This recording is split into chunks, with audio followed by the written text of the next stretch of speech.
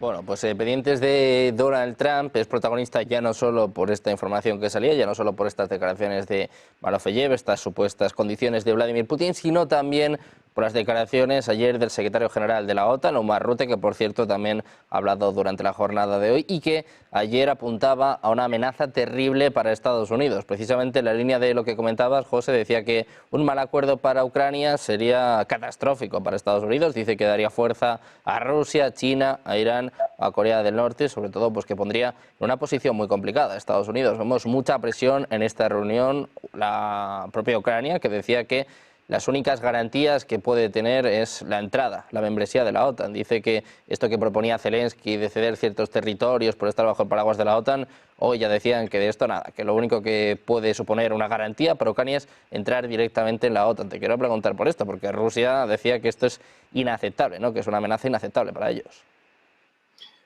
Vamos a ver, el fondo definitivo de esta crisis, el mar de fondo que tiene es precisamente la entrada de la OTAN en Ucrania. Ahí, mientras coquetee o sea miembro de la OTAN Ucrania, va a haber guerra. Eso es inevitable. Mientras Rusia tenga fuerzas, habrá una guerra en Ucrania por eso. Recordemos además que Ucrania tiene sus dificultades internas. En el círculo de Zelensky hay una guerra, ya poco menos que declarada, entre Budanov y Yermak. Y luego, no olvidemos que Ucrania es prácticamente un régimen de partido único. Hay que recordar la cantidad de personas pertenecientes a la izquierda ucraniana que han sido liquidadas, encarceladas, sus partidos expulsados de la vida pública. Por lo tanto, Ucrania, bueno, yo me acuerdo del caso de Les Busina, que era un historiador que fue en la época Poroshenko fue torturado y asesinado, y además torturado de qué manera, por los servicios secretos de Ucrania. O sea, Ucrania no es ningún modelo. Cuando veamos por ahí anda todavía el informe del Tribunal de Cuentas del Tribunal de Justicia Europeo sobre la corrupción en Ucrania del 2021. Y el régimen ucraniano no es precisamente ninguna perita en dulce.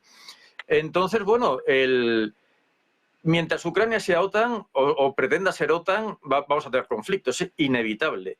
Segundo, el acuerdo va a ser malo, lo firme quien lo firme. O sea, los acuerdos diplomáticos se caracterizan porque no satisfacen nunca a nadie. Y si satisfacen a alguien no son un acuerdo, son un diktat. Porque es muy difícil que una negociación diplomática se llegue a un acuerdo satisfactorio total y luego, evidentemente, se puede negociar bien, se puede negociar mal. Recordemos, por ejemplo, Japón le ganó una guerra a Rusia y, sin embargo, el Tratado de Paz fue catastrófico para Japón, porque tenía unas presiones que les impidieron negociar bien.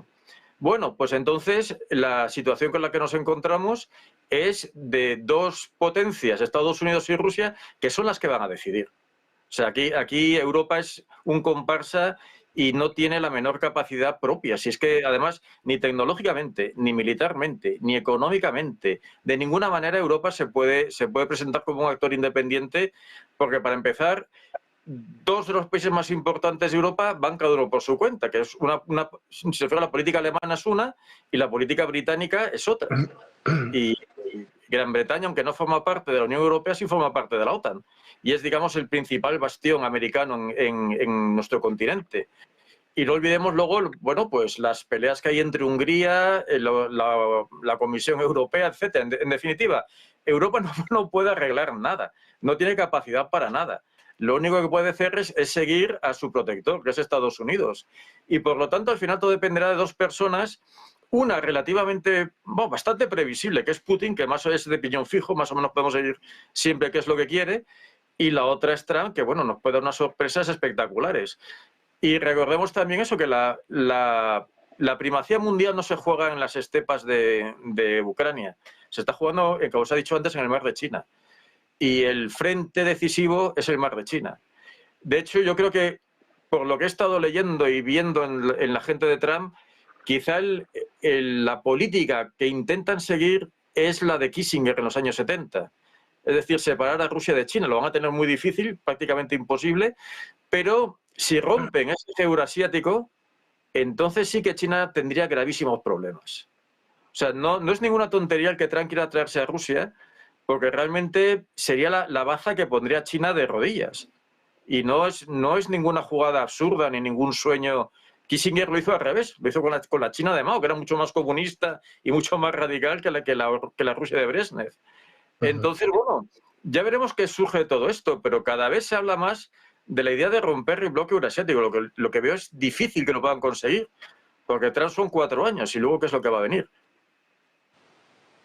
Ese problema, ¿no? ¿Qué pasará después de Donald Trump y sobre todo qué pasará con todos los acuerdos que firmen estos próximos 4, sobre todo en estos primeros 2 años? Eduardo, te quiero preguntar por esto, por esta advertencia de la OTAN a Estados Unidos, a Donald Trump. Habla de una amenaza terrible en el caso de un mal acuerdo para Ucrania. Estamos viendo unanimidad por parte de los ministros de Exteriores, que todos hablan de que Ucrania es la que debe decidir cuándo y cómo negociar.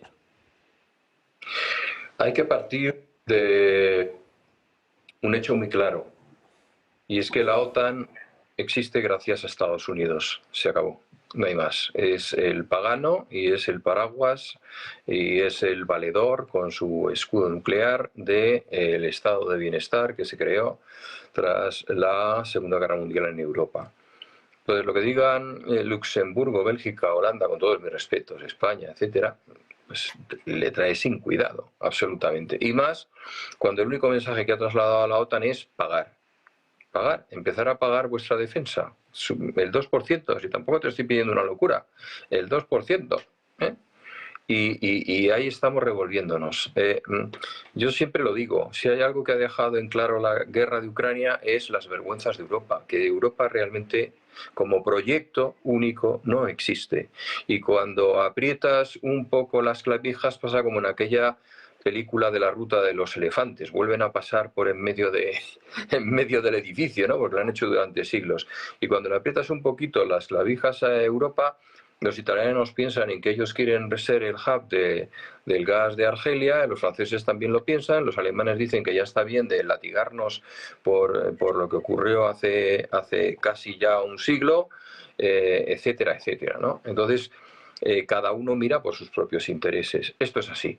Respecto, y lo ha señalado José, y me parece muy interesante ese planteamiento. Hoy en día, yo creo que la novia es Rusia.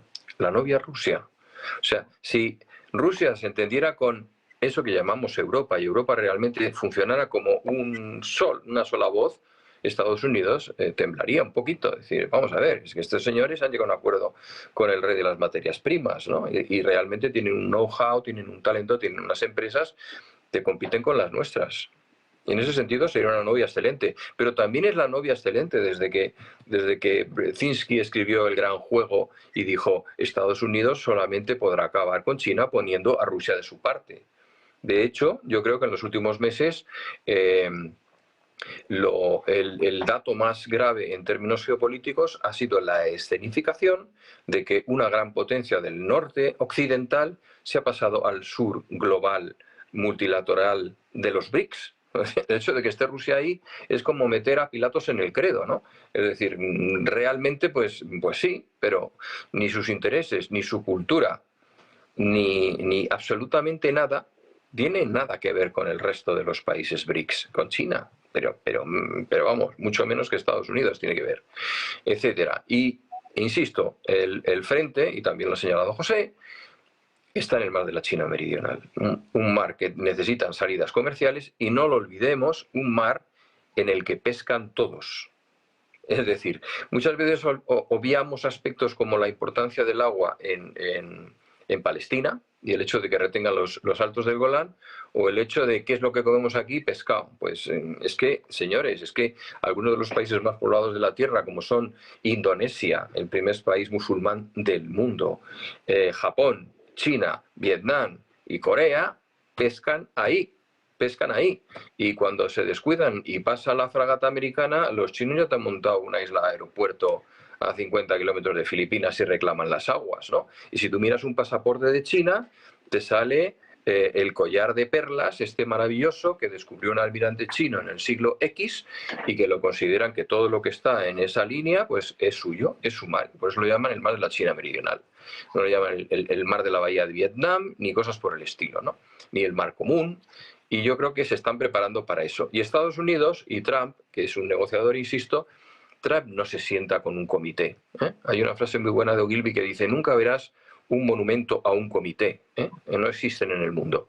Él se va a sentar con Putin y va a hablar mirándole a los ojos y decirle, oye, sé que eres la novia, cásate conmigo. Yo quiero mi cortijo, que es Europa, tú quieres crecer y conseguir todo lo que tiene China en este momento, y además tienes todos los recursos que quieras para ello. Y yo creo que en ese sentido, en este momento, la baza más fuerte la tiene Putin, mirando hacia un futuro, a medio y largo plazo. Ese es un poco el balance que yo haría.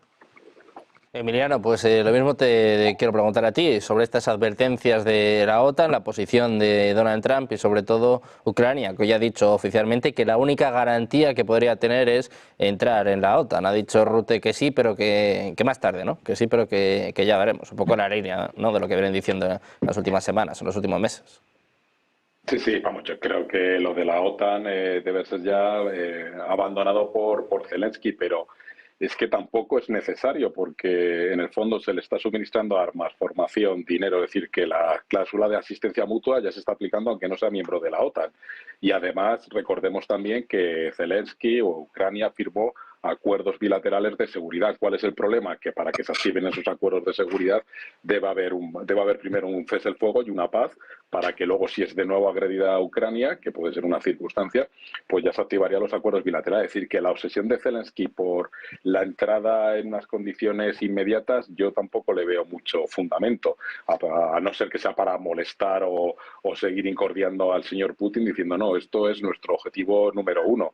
Sí, creo que es más importante la entrada y las negociaciones que hay, que como bien ha dicho José, pues él está haciendo un seguimiento de que cumpla las condiciones de derechos humanos, democracia, lucha anticorrupción, etcétera, etcétera, como a todos los que han entrado de Europa del Este, que llevará también su proceso, pero creo que Putin tiene que estar convencido que si la OTAN no entra, que creo que es innecesario seguir por esa vía, va a entrar en la Unión Europea, porque eso siempre lo ha hecho la Unión Europea, siempre ha adelantado los procesos con Europa del Este, desde el año 89-90, cuando empezaron con los PECOS en adelante, aceleró todos los procesos, obviando algunos incumplimientos de estos países para tratar un poco de garantizarles su soberanía frente a la amenaza de la Federación Rusa, obviamente. Entonces, bueno, si el coste puede ser muy real para Estados Unidos, porque como digo, sinceramente, si Putin le sale bien esta jugada diciendo, ¿cómo ves? Yo siempre tengo razón.